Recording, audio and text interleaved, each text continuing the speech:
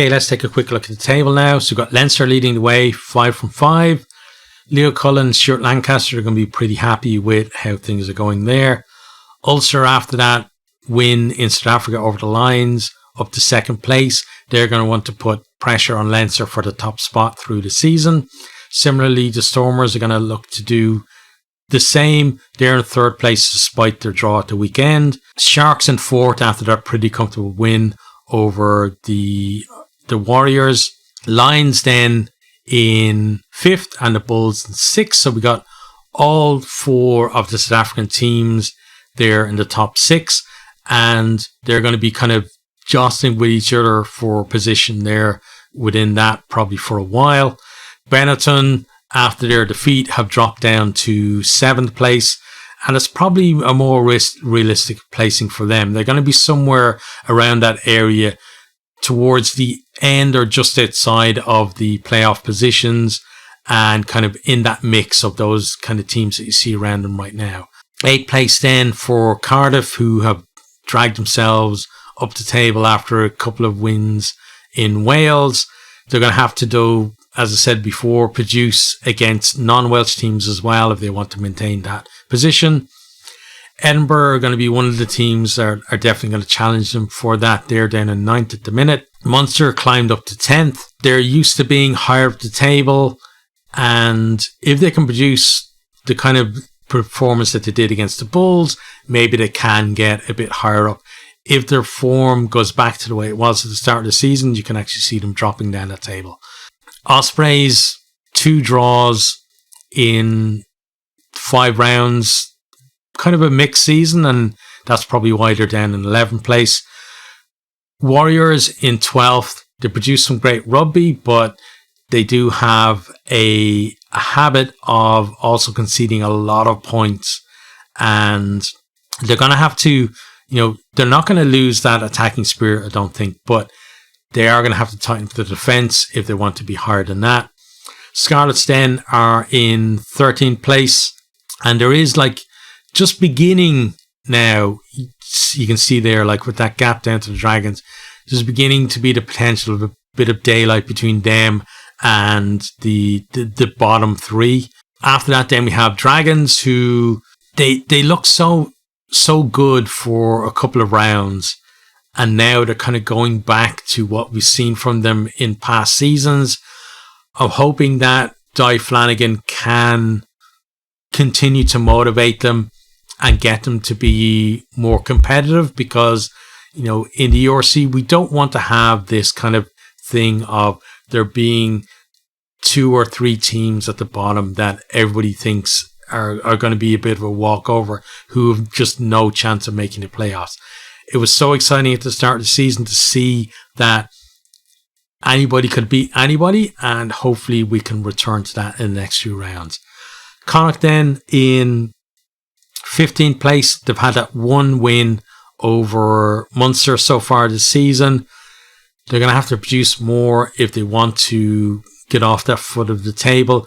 They are, previous winners of this competition, but for most of their time in the competition, sadly, they have been down around this area. It would be nice to see them being a bit stronger than they are at the minute, but for all the teams who are playing great rugby and are winning, unfortunately, you do have to have teams who are not playing as well and who are losing.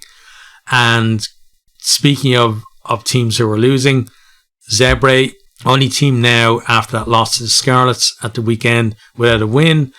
I thought that, given that neither team had a win so far this season, that Zebre would at least give them a game, even though they were away from home. But it was, in the end, fairly easy, fairly comfortable for the Scarlets. Let's see how Zebre go when they're at home again. Let's look forward now to round 6. First up, we have Benetton versus Bulls, 7th versus 6th.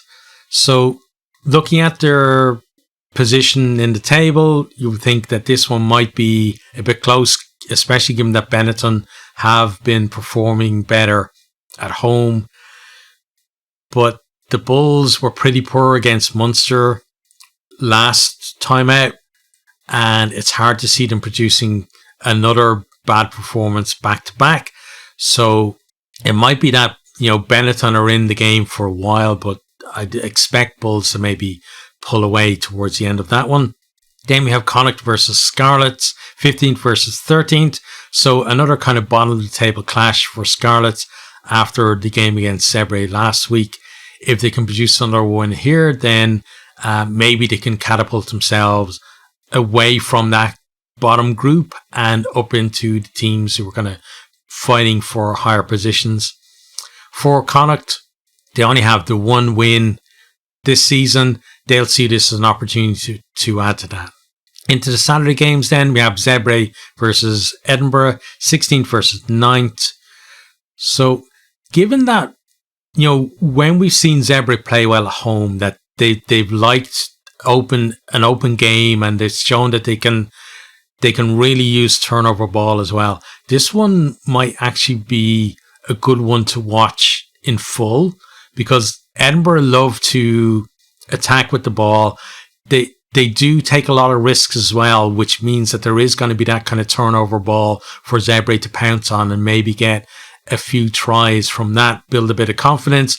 And then if the game is anywhere near close, coming to the final kind of 10 minutes or so, Zebre could get a first win of the season out of that. But at the same time, it is Zebre. You could also see Edinburgh doing what they did last week and just piling on the tries and piling on the points. After that, then we have the Lions versus the Warriors. Warriors were pretty poor in the first game in South Africa last week. They're going to want to produce a better performance here, but I think that maybe against the Lions of last season, they might have pinched a win. I think this time, though, Lions just about lost to Ulster last week.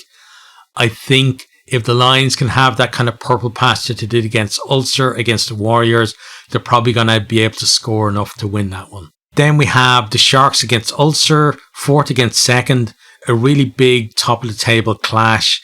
This is another one that's definitely going to be worth watching in full if you can. Ulster did get that first win on South African soil last week. Whether now they have that kind of mentality of kicking on and going for a second one, or whether they're just going to rest on their laurels, and this one could end up being a pretty comfortable win for the Sharks if that happens. If Ulster are up for it, though, expect a bit of a ding-dong battle and plenty of tries, keeping us guessing for most of the game. As well, at the same time, we're going to have Leinster versus Munster, 1st versus 10th.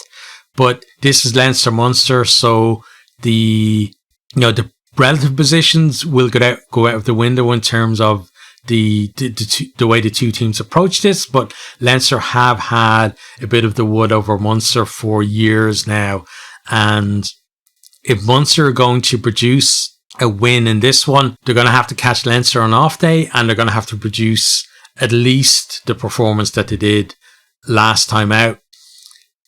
Then you could see them having a chance in it. I'm not completely ruling it out, but on the form that we've seen the two teams so far this season, you would expect Leinster to win that one. Into the evening game then, we have Cardiff versus Stormers, 8th versus 3rd. So Cardiff, they've had a couple of wins to build a bit of confidence. They're now taking on one of the really strong teams in the URC. If they have any kind of ambitions of, not only getting into the playoffs, but actually being a team who can cause a threat in that later stage of the URC, then this is the type of one that they have to look to win, not just produce a performance. They've got to try and knock over teams like the Stormers, because if you're going into a knockout and you're having to beat the Stormers for the first time that season, that's going to be a pretty tough ask. On to the Sunday game then, we have Dragons versus Ospreys, 14th versus 11th. Dragons have been, performance-wise, have definitely been better than previous seasons.